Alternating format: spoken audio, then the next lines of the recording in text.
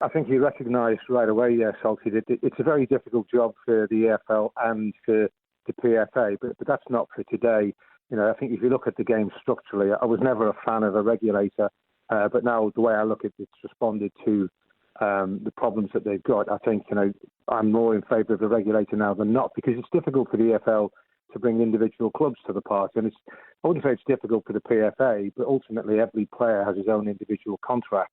And whilst players, I was a player, I was also the PFA rep at Tranmere, but whilst players will defer to the PFA for direction and guidance, they still at the end of the day have to be the ones signing the contract. So I think where we are today with what happened yesterday was certainly a step in the right direction, but it was more in the knowledge that you're actually seeing the PFA and the EFL starting to cooperate rather than negotiate, and there's a big difference between that. In terms of whether it's enough, I've only looked at League One at this point in time. I'm working on the EFL's finance working group, and I've been getting them to try and do the same things with League Two. The Championship with different kettle of fish. We stay on League One and League Two. I think we know that on a macro basis, it wasn't enough to fill the hole. And on an individual club basis, some of them are far worse off than others. So I think that you will probably see, I would have guessed, that some of the April wages will not be met, and more so in May as well, albeit this only is a step just to cover April at this point in time. Is it fair to say that there is an element of mistrust between the clubs and the PFA when it comes to the issue we've just been discussing there? I think there's an understandable, if you've been in the industry long enough, there's an understandable lack of trust, and it's not just between the clubs and the PFA, it's the players and the owners and all kinds of different angles to it. It's a political minefield, a little bit like the Middle East at times.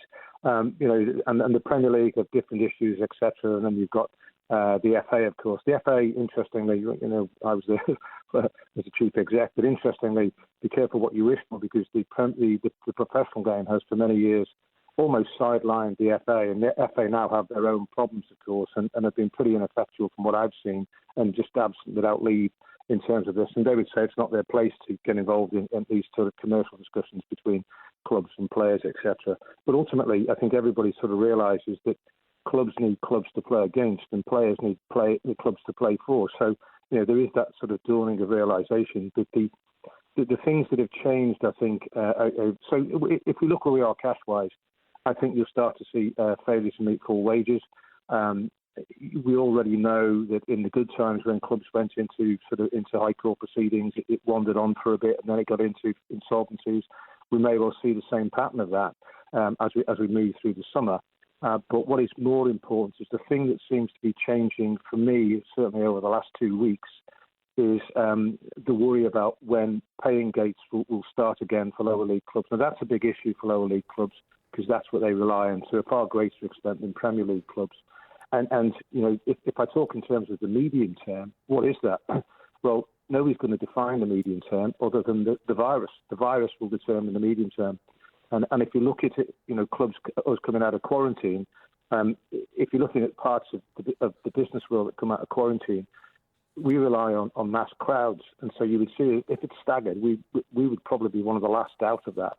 And my main concern is if you then start to look at where clubs are, and they look at a long period of time over the summer, and possibly people are talking in terms of possibly 2021, then what you have to do is to manage your cost base like any business across that with no income. Now, the large part of your cost base lower down tends to be in contracted players. And I know people talk about them as protected species, but there's a very good reason why they're contracted, because you need that stability to have a squad of players for a season. So, that's there. So what will happen next if that isn't resolved in a way by negotiation? Clubs will either take their chance and just not pay the wages and breach the contracts.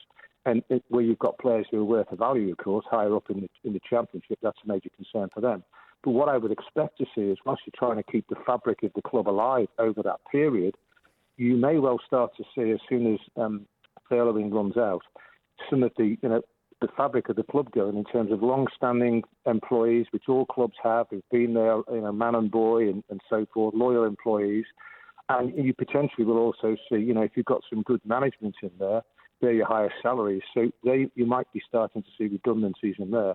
if there's no latitude given in terms of the contracted wages, which in effect are basically just put on hold. So if you could find some way to put them on hold and then restart when games restart, then that's the type of solution you would trying to be looked for. Yeah. Sorry if it's long, but it's quite a complex area. No. It's good that you explain it. What's the kind of worst case scenario we're looking at here then? Well, obviously, we've already seen Bury, sadly, their demise before this crisis even kicked in.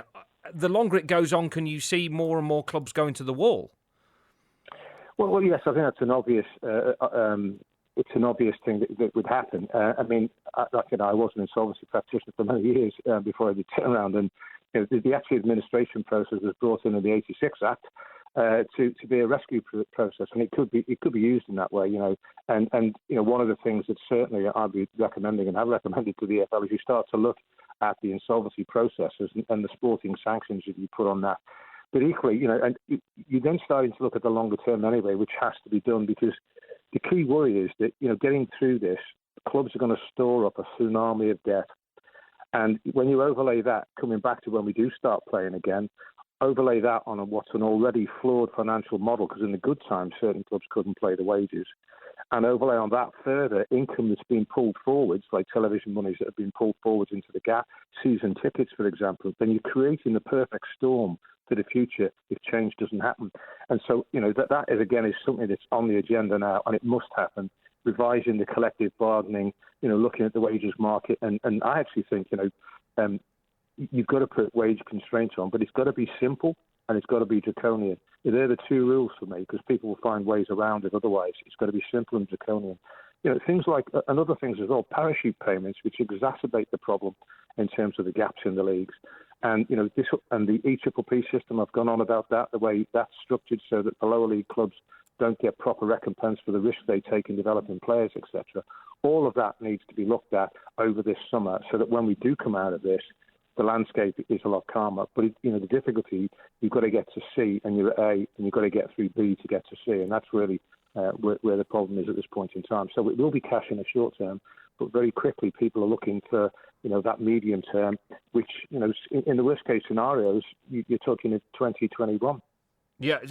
Just finally, could you see teams in League One, League Two playing games behind closed doors? Because it's different from a Premier League game being played behind closed doors, isn't it? Yeah, because one is, I'm not a fan of it anyway, but that's beside the point. Needs must when the devil drives. But the reality is, we rely much more on paying gates.